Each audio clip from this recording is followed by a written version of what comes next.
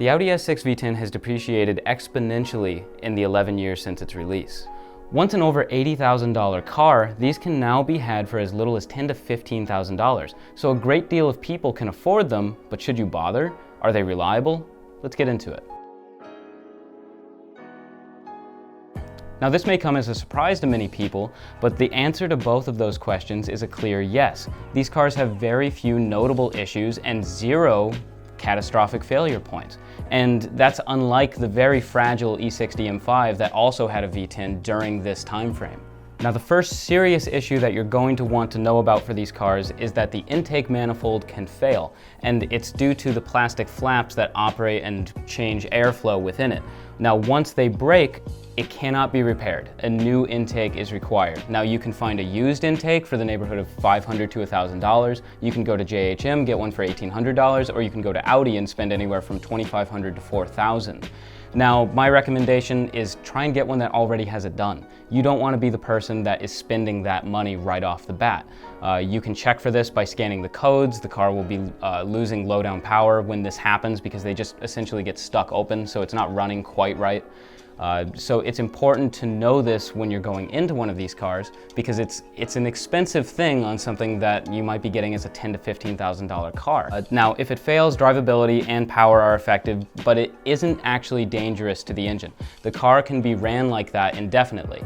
You will be down on power, but it will have no effect on overall reliability. You're not going to have any kind of catastrophic failures. Eventually, you will just want to replace this part. Now these manifolds have a fairly high rate of failure with these cars. So it's important going in to either choose to budget the money so that you have enough saved up to repair it if it does fail, or like I said previously, buy one that has a record of it already being replaced.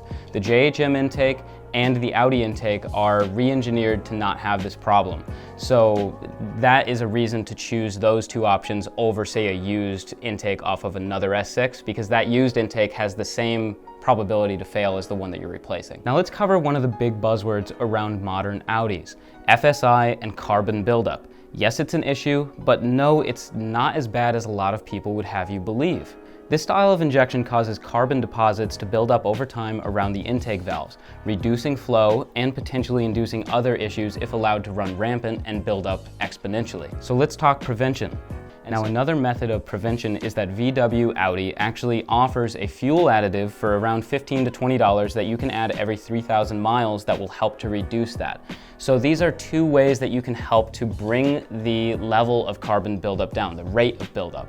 Now eventually you are still going to have it carbon cleaned. What these two things are doing, driving it hard and using the fuel additive, is it's decreasing that rate. So instead of maybe having to do a carbon cleaning every 30,000 miles, you might make it every 50 or 60,000 without having the carbon build up to a point where it needs to be done. So you're saving yourself money in that way, and it will keep the car running the way it's supposed to for longer. Now, even with prevention, you should be expecting to have your engine carbon cleaned every 30 to 60,000 miles. Now that's depending on how much of the prevention that you're actually doing, how the car is being driven, etc. Now, so no matter what with one of these FSI Audis, over time you're going to have to get it carbon cleaned. And typically, depending on where you bring your car, they'll be walnut blasting the area with the carbon buildup. It's going to be about $1,000 to $2,000, depending on where you live, what kind of shop you're going to, and you want someone that has expertise with this kind of thing. You want someone that knows what they're doing, and they're going to be able to do the job faster and more effectively at a better price. Something to note is that quick fixes like seafoam are not going to have much of an effect on this problem. You want to have it properly cleaned. So if you're already at a point where the car is experiencing misfires, it's running improperly, etc., it needs to be cleaned, and seafoam is not, unfortunately, going to be the solution to the problem. So let's go over some of the signs of carbon buildup and how you can look for that, because that's a very important thing to look out for when you go to see one of these cars. Just like the intake manifold, you should be going in looking for these issues. And if the car has that issue, either try and work with them on the price or just go look for a different one. You don't want to be the person to be paying for this. So the most notable thing, you should be cold starting the car that you go to look at.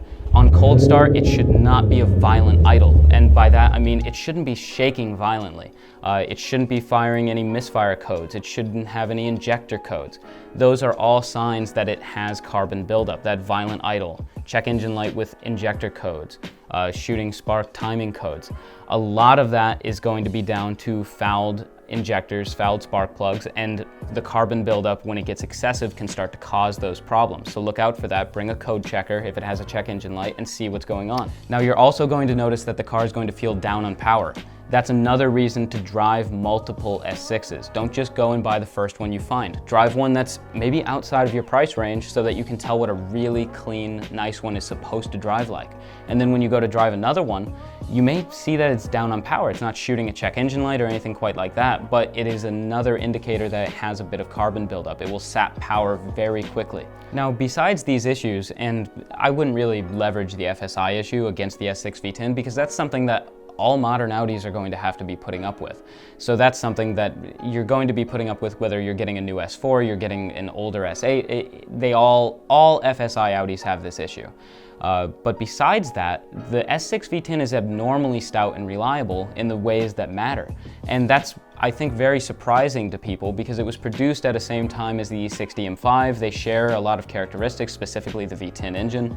And the E60 M5 is a basket case for most people. It has a lot of catastrophic failure points, a lot of extremely expensive failure points, whereas the S6 has the carbon buildup, the intake manifold, which is a notable one because it's very expensive, and just overall high running costs. Because it is an S car, it's a V10, you're going to have to buy 10 injectors, you're going to have to buy 10 spark plugs.